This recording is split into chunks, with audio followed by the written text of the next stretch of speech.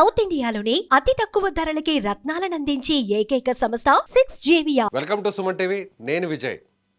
ICC champions ట్రోఫీని గెలవడానికి ఇండియాకు ఒకే ఒక్క అడుగు దూరం ఉంది.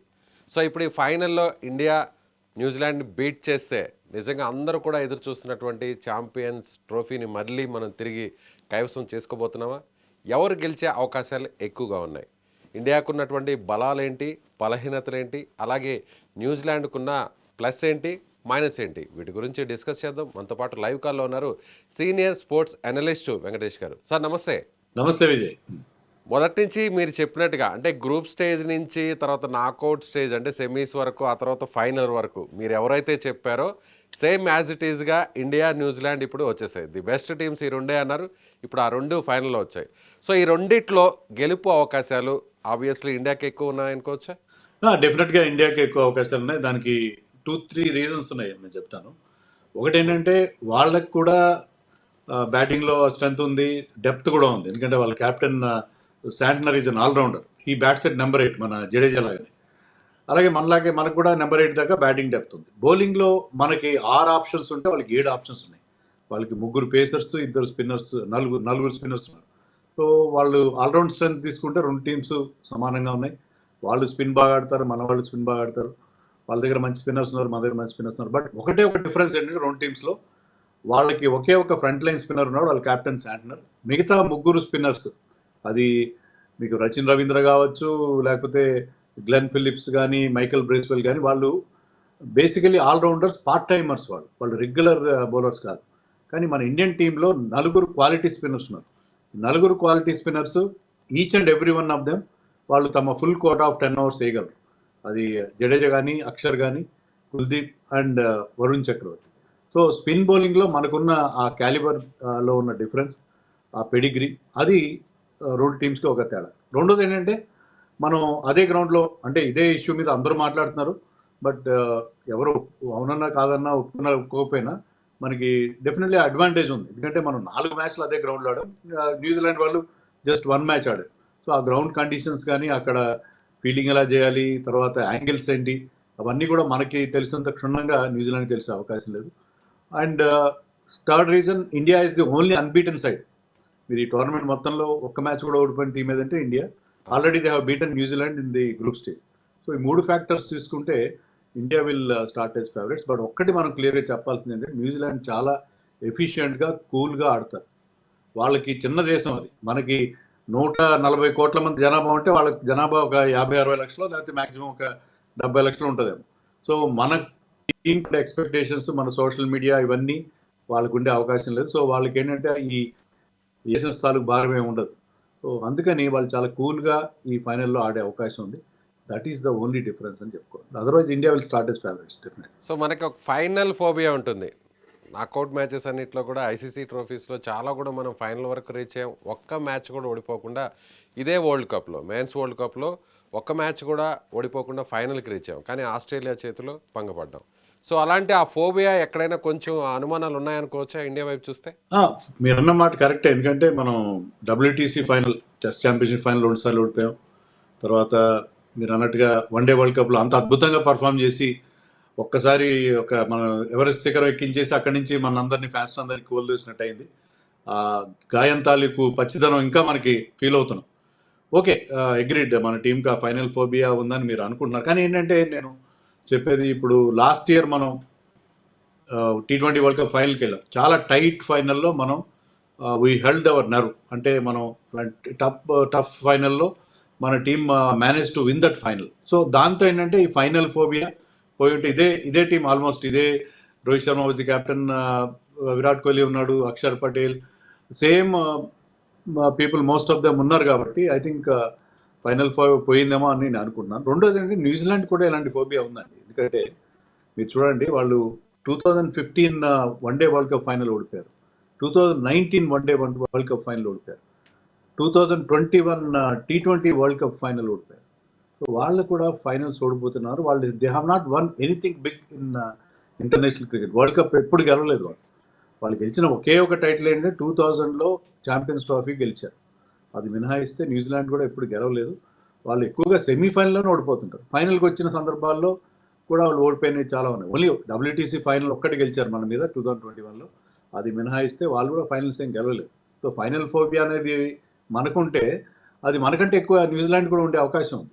సో ఓపెనింగ్ పార్ట్నర్షిప్ చాలా కీలకం ఏ మ్యాచ్లో అయినా కానీ, అది చేసింగ్లో అయినా ఫస్ట్ బ్యాటింగ్లో అయినా.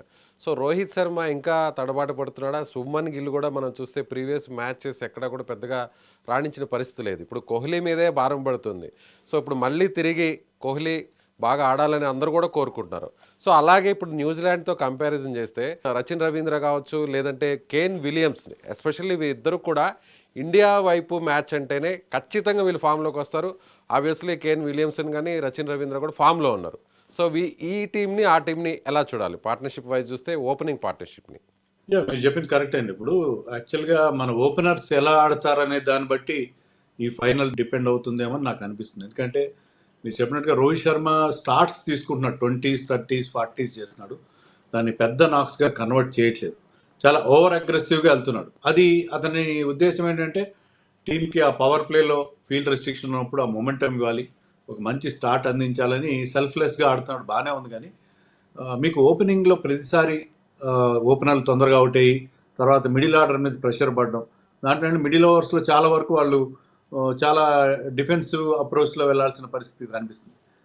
శుభ్మన్ గిల్ కూడా first 2 matches of this championship బాగానే ఆడాడు, తర్వాత 2 మ్యాచ్ల్లో క్రూషియల్ మ్యాచెస్లో ఫెయిల్ అయ్యాడు. So Shubman Gill big matches సరిగ్గా ఆడాడని అతని మీద ఒక ఫీలింగ్ కూడా ఉన్నది ఫ్యాన్స్లో.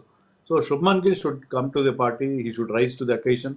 అలాగే రోహిత్ శర్మ తన అగ్రెషన్ కొంతైనా తగ్గించుకొని, అంటే ఆ అగ్రెషన్ ఉండాలి బట్ ఆ అగ్రెషన్ కొంతైనా తగ్గించుకొని ఒక మంచి ఓపెనింగ్ పార్ట్నర్షిప్ ఇస్తే తర్వాత, ఎందుకంటే ఇప్పుడు విరాట్ కోహ్లీ సూపర్ ఫామ్లో ఉన్నాడు, శ్రేయస్ అయ్యర్ కానీ, అక్షర్ పటేల్, కేఎల్ రాహుల్ వీళ్ళందరూ కూడా చాలా కన్సిస్టెంట్గా ఆడుతున్నారు, చాలా మంచి ఫామ్లో ఉన్నారు. సో ఓపెనింగ్ కనుక బాగుంటే, ఓపెనర్స్ కనుక ఫస్ట్ 10 ఓవర్స్ ఎలాంటి డ్యామేజ్ లేకుండా తీసుకెళ్ళి ఒక 70-80 రన్స్ కనుక బోర్డు మీద పెడితే ఆ తర్వాత మిగతా వచ్చే మిడిల్ ఆర్డర్కి చాలా ఈజీ అవుతుంది. But they can bat with more freedom, మరింత వాళ్ళు అగ్రెసివ్గా ఆడే అవకాశం ఉంటుంది. సో ఓపెనింగ్ ప్లాట్ఫామ్ అనేది మనకి మిస్ అవుతున్నాం. అది కనుక క్రియేట్ అయితే ఈ టీంను ఆపడం చాలా కష్టం. మీరు చెప్పినట్టుగా నో డౌట్ న్యూజిలాండ్ ఒక స్ట్రాంగ్ టీం ఉంది. అయితే వాళ్ళ రచిన్ రవీంద్ర చాలా సూపర్ ఫామ్లో ఉన్నాడు, ఆడిన 3 మ్యాచ్ల్లో 2 100s కొట్టాడు. అతను ఈ ICC టోర్నమెంట్ స్పెషలిస్ట్ లాగా ఇప్పటికే 5 100s ఉన్నాయి. బట్ అదర్ ఓపెనర్ విలియంగ్ అంత మంచి ఫామ్లో లేడు. అతను ఫస్ట్ మ్యాచ్లో సెంచరీ చేశాడు ఈ ఛాంపియన్షిప్లో, కానీ తర్వాత వరుసగా ఫెయిల్ అవుతున్నాడు. సో అది మనం క్యాష్ చేసుకోవాల్సిన అవసరం ఉంది. ఇది రచిన్ రవీంద్ర ఇండియాకి అగేన్స్ట్ అంత గొప్ప రికార్డ్ లేదు. రచిన్ రవీంద్ర ఐ థింక్ ఒక 75 చేశాడు లాస్ట్ వరల్డ్ కప్లో. బట్ రచిన్ రవీంద్రని తొందరగా అవుట్ చేయడం, దానికి ఒక స్ట్రాటజీ కానీ డివైడ్ చేస్తే న్యూజిలాండ్ డెఫినెట్గా ఇబ్బందులో పడే అవకాశం ఉంటుంది. సో కేన్ విలియమ్స్ని ఎలా అడ్డుకోవాలంటారు? కేన్ విలియమ్స్ని ఇండియా మ్యాచ్ అనగానే ఆయన ఖచ్చితంగా ఫామ్లోకి వస్తారు, 50s కానీ లేదా 100 కానీ రీచ్ అవుతుంటారు. ఆయన ఎలా కట్అవుట్ చేయాలంటారు? Kane Williamson is the real danger అండి. ఎందుకంటే ఇండియన్ కండిషన్స్, IPL ఆడు, ఇండియాలో బోర్డంత ఎక్స్పీరియన్స్ ఉంది, ఇండియన్ స్పిన్నర్స్ బాగా ఆడతాడు, స్పిన్ చాలా బాగా ఆడతాడు, అతనికి పేషెన్స్ ఉంది. సో విరాట్ కోహ్లీ లాగానే అతను ఎలాంటి తొందరపాటు లేకుండా, ఎలాంటి అన్నెసరీ రిస్కీ షాట్స్ ఆడకుండా స్కోర్ బోర్డ్ని ముందుకు తీసుకెళ్లే రేర్ ఎబిలిటీ ఉన్న player, highly rated and class player అతను. సో అతను రియల్ డేంజర్ ఇండియన్ టీంకి. సో అతను ఎలా అవుట్ చేయాలి అనే విషయంలో ఇప్పుడు కోచెస్ కానీ సపోర్ట్ స్టాఫ్ కానీ వాళ్ళ రోల్ ఇక్కడే ప్లే అవుతుంది. ఎందుకంటే మీరు అతన్ని అవుట్ చేయడానికి ఏ రకమైన స్ట్రాటజీతో వెళ్తారు, మీ దగ్గర ఎనలిస్టులు ఉంటారు, కంప్యూటర్ హెల్ప్ ఉంటుంది, మీకు ఫ్రేమ్ బై ఫ్రేమ్ మీరు డిసైడ్ చేయొచ్చు వాళ్ళ బ్యాటింగ్ని. సో అక్కడ వాళ్ళు కోచెస్ చేయాలి, అతను ఎలా బౌన్సర్ లేసి అవుట్ చేయాలా, లేకపోతే స్పిన్నర్స్ని బాగా ఆడుతున్నాడు కాబట్టి వేరే రకమైన స్ట్రాటజీతో వెళ్ళాలా అనేది మనం చూసుకోవాలి. So Kane Williamson will be the major hurdle. వాళ్ళు ఎలా అయితే విరాట్ కోహ్లీ విషయంలో ఫీల్ అవుతారో, విరాట్ కోహ్లీ చాలా మేజర్ హర్డిల్గా వాళ్ళు ఫీల్ అవుతారు, అలాగే మనకి కేన్ విలియమ్స్ అతనుకున్న రిచ్ ఎక్స్పీరియన్స్, వాళ్ళని ఫైనల్స్ ఆడిన ఎక్స్పీరియన్స్ ఉంది, తర్వాత ఇలాంటి ఫైనల్స్ అతను కొత్త కాదు. సో అందుకని I think he is the real danger man. అతన్ని ఎలా అవుట్ చేయాలి, ఏ స్ట్రాటజీతో వెళ్ళాలనేది ఇండియన్ టీం ముందున్న పెద్ద ఛాలెంజ్గా మనం చెప్పుకోవాలి. సో ఫుల్ టైం పేసర్ ఒక్కరితోనే మళ్ళీ బరిలో దిగే అవకాశం ఉందా? ఇప్పుడు హార్దిక్ పాండ్యా సేవను ఫుల్ టైం పేసర్గా మార్చే అవకాశం ఉందా? అలాగే నలుగురు స్పిన్నర్తో యాజ్ ఇట్ ఈస్గా సేమ్ 11 ఇక్కడ కూడా ఉండే అవకాశం ఉందంటారా, సెమీస్లో ఉండే 11? ఒక full time pacer in Mohammed Shami వెల్దాన్లో మన టీం చేస్తున్న ఆ డేరింగ్ స్టెప్ కారణం ఏంటంటే హార్దిక్ పాండ్యా మంచి బౌలింగ్ చేస్తున్నాడు. Hardik Pandya across phases, power ప్లేలో కానీ, మిడిల్ ఓవర్స్లో కానీ, డెత్లో కానీ మంచి బౌలింగ్ వేస్తున్నాడు కాబట్టి ఇండియా ఆ రిస్క్ చేయగలిగింది. సో ఐ థింక్ అదే స్ట్రాటజీతో వెళ్తారు, ఎందుకంటే అది మన స్ట్రెంగ్త్. అక్కడ మనం చూస్తున్నాం పేసర్స్కి పెద్దగా హెల్ప్ లేదు. సో ఇద్దరు పేసర్స్ సరిపోతారు. Even Australia played with just 2 pacers మన సెమీఫైనల్లో అగేన్స్ట్ ఇండియా. అండ్ ఇంకొక ఫ్యాక్టర్ ఏంటంటే మీరు చూస్తే కనుక షమీ కానీ హార్దిక్ పాండ్యా కానీ ఈ 2 మ్యాచ్ల్లో ఎక్కడైతే ఇండియా ఇద్దరు పేసర్స్తో వెళ్ళిందో దాంట్లో వాళ్ళు ఫుల్ కోటా వేయాల్సిన అవసరం రాలేదు. సో వాళ్ళు కనీసం ఇద్దరు కలిసి 20 ఓవర్స్ కూడా వేయట్లేదు. అలాంటప్పుడు థర్డ్ పేసర్ అవసరం లేదని నేను అనుకుంటున్నాను. I think we should stick to the same strategy. ఇదే మనకి మంచి రిజల్ట్స్ ఇచ్చింది. ఎందుకంటే మనకి మిడిల్ ఓవర్స్లో వికెట్స్ తీయగల బౌలర్స్ ఎవరంటే వరుణ్ చక్రవర్తి అండ్ కుల్దీప్ యాదవ్. వాళ్ళ దగ్గర ఆ వేరియేషన్స్ ఉన్నాయి. కొన్ని రన్స్ ఇచ్చినా వికెట్స్ తీస్తారు. మరోవైపు జడేజా కానీ అక్షర్ కానీ దే స్క్వీజ్ ద మిడిల్ ఓవర్స్లో రన్స్ ఇవ్వకుండా కట్టడి చేస్తారు వాళ్ళు.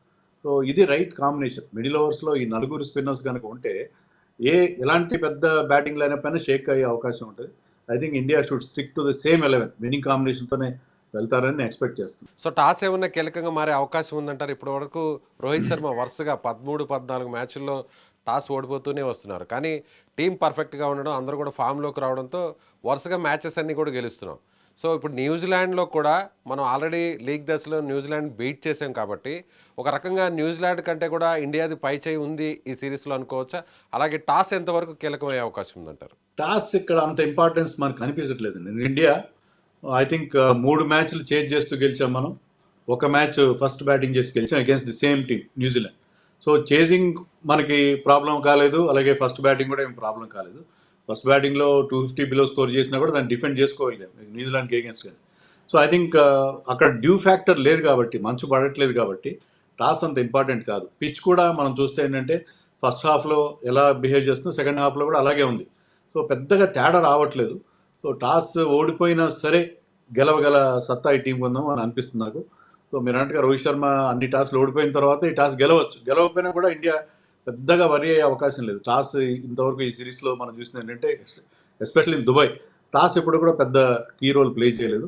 సో ఇండియా కాన్ఫిడెంట్గా ఉంది. సో టాస్ ఓడినా గెలిచినా కూడా 15వ టాస్ ఓడినా సరే మన టీం ఈ మ్యాచ్లో బాగా ఆడే పరిస్థితి మనకు అనిపిస్తుంది. ఒకవేళ చేజింగ్కి వస్తే ఎంత వికెట్స్ తీసే అవకాశం ఉందంటారు? ఎన్ని వికెట్స్ తీసే అవకాశం ఉంది? ఇండియా కనుక ఫస్ట్ బ్యాటింగ్ చేయడానికి ఇష్టపడతారని నేను అనుకుంటున్నాను. ఎందుకంటే న్యూజిలాండ్ కోచ్ కూడా ఏం చెప్తున్నాడంటే they don't want to face Varun Chakravarthy under lights. వాళ్ళు ఏంటంటే మామూలుగా వరుణ్ చక్రవర్తిని ఫేస్ చేయడం వేరే, డే లైట్లో. అండర్ లైట్స్ ఏంటంటే అతని ఆర్మ్ మూమెంట్, అంటే అతను గుగ్లీ వేస్తున్నాడు, ఫ్లిప్పర్ వేస్తున్నాడు, అతని చేతిని బట్టి వాళ్ళు దాన్ని పసిగట్టాల్సి ఉంటుంది, డెలివరీ ఎలా ఉంటుందని. సో అది నైట్ స్కైలో అండర్ లైట్స్ అది చాలా కష్టంగా ఉంటుంది. హ్యాండ్ నుంచి అతన్ని పిక్ చేయడం చాలా కష్టంగా ఉంటుంది. సో అందుకని డేలో అతన్ని ఆడడానికే మేము ప్రిఫర్ చేస్తాము అని చెప్తున్నారు. సో వాళ్ళు టాస్ గెలిస్తే వాళ్ళు ముందుగా బ్యాటింగ్ చేస్తారు. So for the same reason to have Varun Chakravarthy bowling under the lights, India toss గెలిస్తే ముందుగా బ్యాటింగ్ చేసే పరిస్థితి మనకు అనిపిస్తుంది. అది కూడా మంచిదే. ఇలాంటి బిగ్ ఫైనల్లో టాస్ గెలిచి ఒక పెద్ద స్కోరు బోర్డు మీద పెడితే, ఎందుకంటే పిచ్ కనుక చూస్తే సేమ్ పాకిస్తాన్ ఇండియా మధ్య జరిగిన మ్యాచ్ పిచ్ ఇక్కడ వాళ్ళు పెడుతున్నారు. ఆ పిచ్ బెటర్ పిచ్ ఉంది. మనం ఇప్పటివరకు చూసిన అన్ని పిచ్లోకి బ్యాటింగ్ ఫ్రెండ్లీ పిచ్గా ఏది కనిపించింది అంటే ఇండియా పాకిస్తాన్ మ్యాచ్లో ఆడిన పిచ్. సో అలాంటి పిచ్ పైన ఇండియా ఆ స్కోర్ని, పాకిస్తాన్ స్కోర్ని ఈజీగా చేయగలిగింది. ఐ థింక్ ఆ పిచ్ కనుక ఉంటే ఫస్ట్ బ్యాటింగ్ చేస్తే India should put 270 on the board. మామూలుగా అయితే 280 విన్నింగ్ స్కోర్ అనుకున్నాం, కానీ ఇంత మెగా ఫైనల్లో 270 చేజ్ చేసేటప్పుడు ఖచ్చితంగా చేజింగ్ టీం తడబడే అవకాశం ఉంటుంది, ప్రెషర్ ఉంటుంది. కాబట్టి I think 270 will be enough to defend అని అనుకుంటున్నాను. Right sir, thank you so much. So అందరూ కూడా ఇండియా విన్ అవ్వాలని కోరుకుంటున్నారు. మనం కూడా సుమన్ టీవీ కూడా అలాగే మన వెంకటేష్ గారు కూడా ఇండియా ఖచ్చితంగా గెలుస్తుంది, గెలిచే అవకాశాలు చాలా ఎక్కువగా స్పష్టంగా కనిపిస్తున్నాయని చెప్తున్నారు. సో రేపటి మ్యాచ్లో ఇండియా ఖచ్చితంగా విన్ అవుతుందని అందరం కూడా కోరుకుందాం. సో వెంకటేష్ గారు, ఇండియా విన్ అయిన తర్వాత, ట్రోఫీని తీసుకున్న తర్వాత మరొకసారి మనం వీడియో చేద్దాం. Thank you. తప్పకుండా.